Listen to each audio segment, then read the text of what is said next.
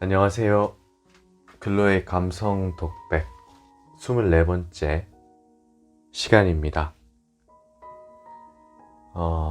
다들 오늘 하루도 잘 보내고 계신가요?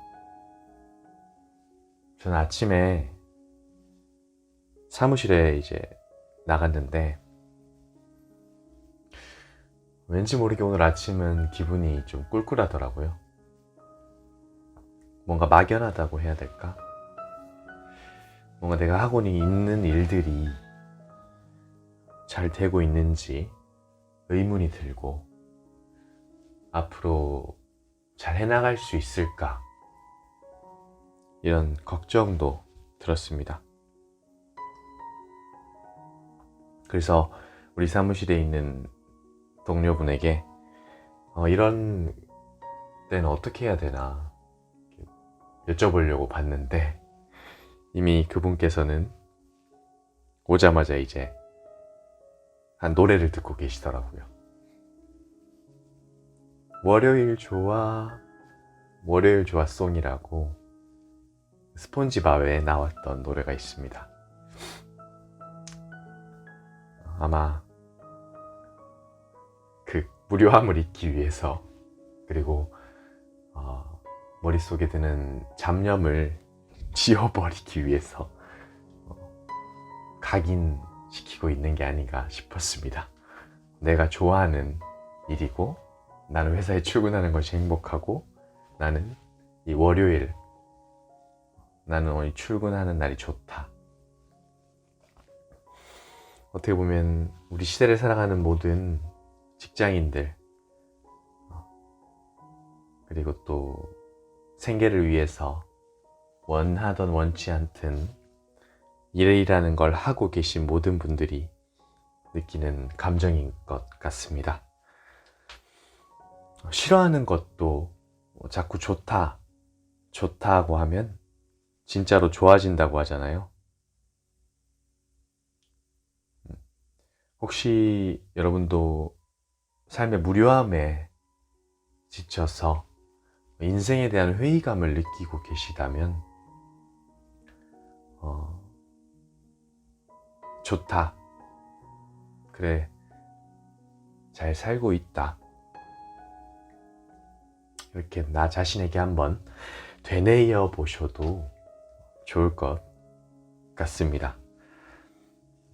그리고 저 같은 경우는 그렇게 뭔가 기분이 다운됐을 때 그냥 한번 웃어 봐요.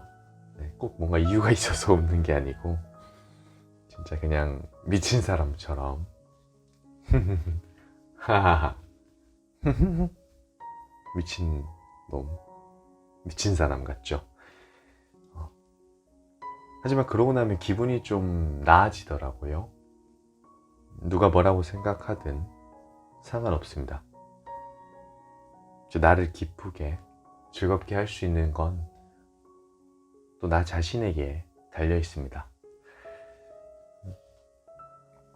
사실 최근에 제가 조금 우울했습니다.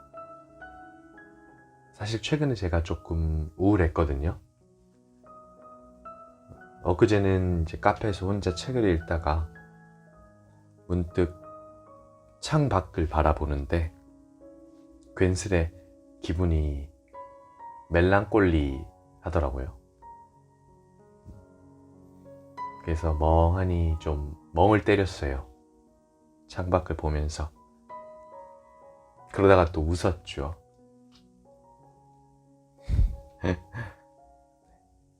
혹시 제가 좀 문제가 있는 건 아니겠죠? 네. 어쩌면은 이제 환절기라서 그런지도 모르겠어요.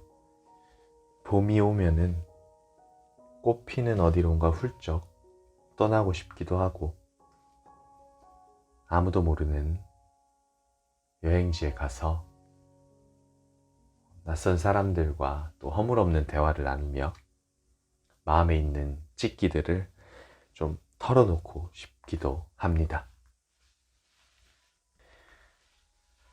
여러분 혹시 그런 경우 없으신가요? 뭔가에 집중하다가 갑자기 기분이 다운되거나 불안한 감정이 들 때 있잖아요.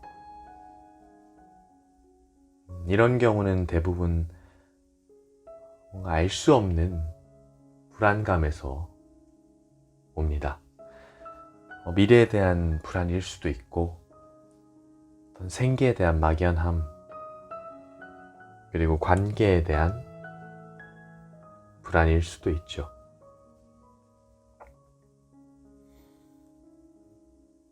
요즘은 시국이 그래서 그런지 참 이 말을 하는 게 이젠 습관이 돼버렸습니다.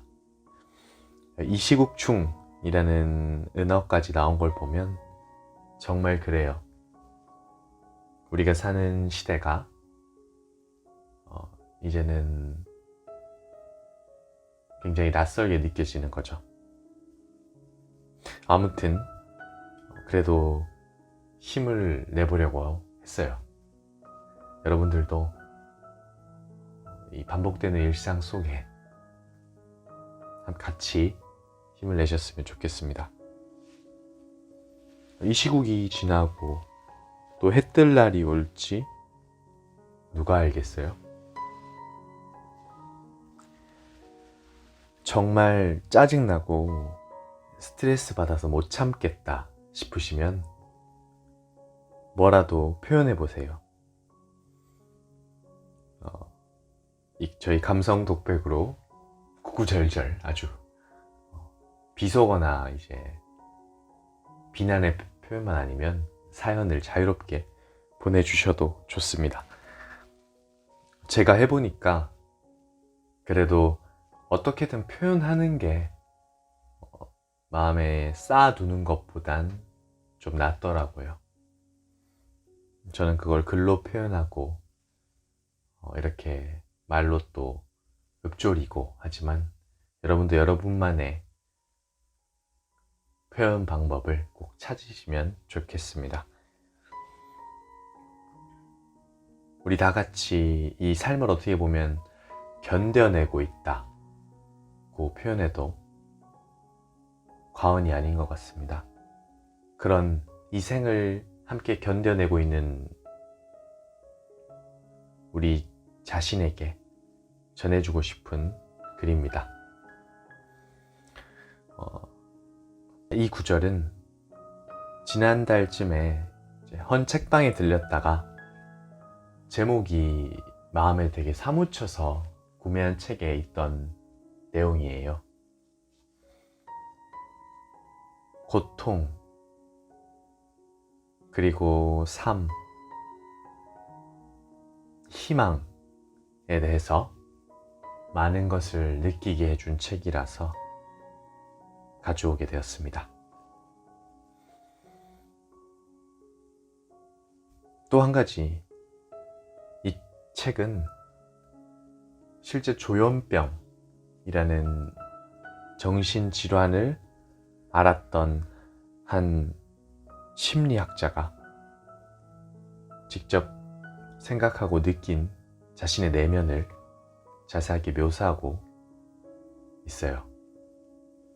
그럼 읽겠습니다.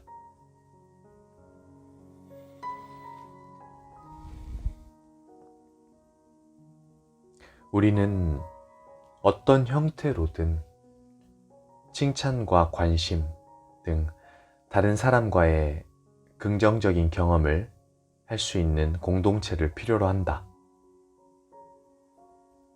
우리는 때로는 참을성이 강할 때도 있고 그렇지 못할 때도 있다.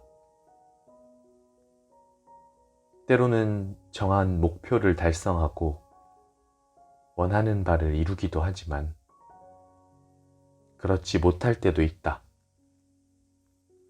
따라서 환자나 의사, 가족이나 다른 사회 구성원 등 각자의 역할에 상관없이 모두가 단지 사람이라는 것을 서로에게 다시 말해주는 일이 중요하다.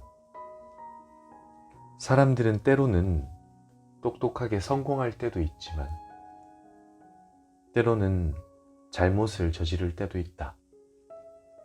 이것은 지극히 정상적이다. 그리고 적법하다. 세상에서 가장 아름다운 장미 넝쿨이라도 1월에는 가시가 잔뜩 돋아난 엉클어진 나뭇가지로밖에 보이지 않는다. 장미는 원래 그렇다. 우리는 이런 시기에는 어떤 중요한 결정을 해서는 안 되며 시험을 치르지도 말아야 한다는 점을 반드시 염두에 두어야 한다. 권력을 쓰는 일은 쉽다. 하지만 그것에서 음악이 만들어지지는 않는다. 라던 안드레 비에르케의 말이 맞았다. 나에게 강요했던 사람들의 방식이 옳았다면 그들에게 협조했을지도 모르겠다. 강요는 본인에게도 영향을 미치기 때문이다. 심사숙고해서 내놓은 강제조치, 심혈을 기울인 최고의 신중함에 협조하고 이해하고 존중하려는 끊임없는 노력은 자존감을 확실히 덜 떨어뜨리고 더 많은 희망과 존엄함을 준다. 그리고 나는 모든 것이 무너졌을 때 내가 여전히 나 자신에게 희망을 걸고 정의를 갖춘다면 나를 대하는 일도 더욱 쉬웠다는 것을 알고 있다. 아른힐 레우뱅. 나는 자주 죽고 싶었고 가끔 정말 살고 싶었다. 중에서 펴낸 곳, 생각 정원.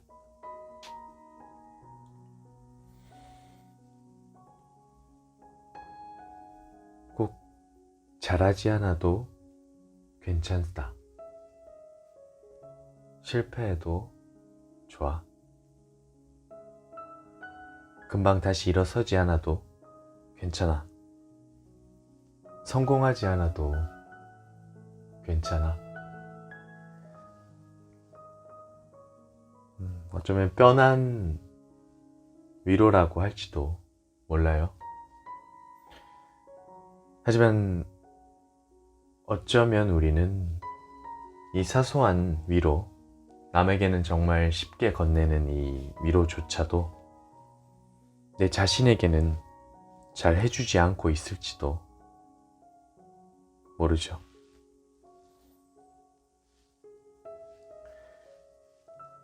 지금 하고 있는 일이 잘 되지 않을 수도 있습니다. 하지만 일과 나 자신은 다르다는 것 절대 잊지 않으셨으면 좋겠습니다.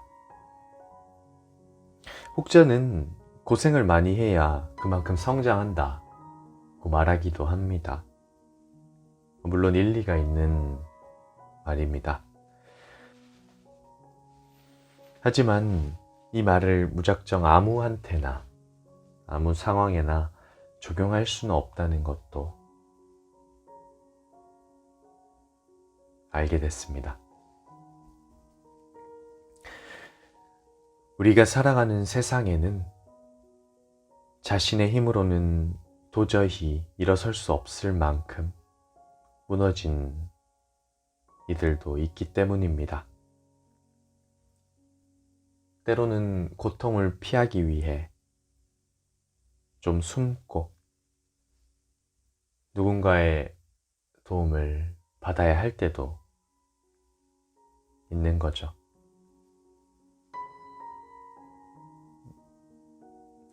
여러분 자체로 좋습니다.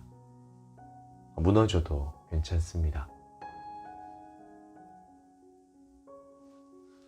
제가 당신 옆에서 힘 닿는 데까지 당신을 돕겠습니다. 그러니까 파이팅! 네, 여러분 오늘 하루도 정말 수고 많으셨습니다. 저는 이만 여기서 물러갑니다. 감사합니다.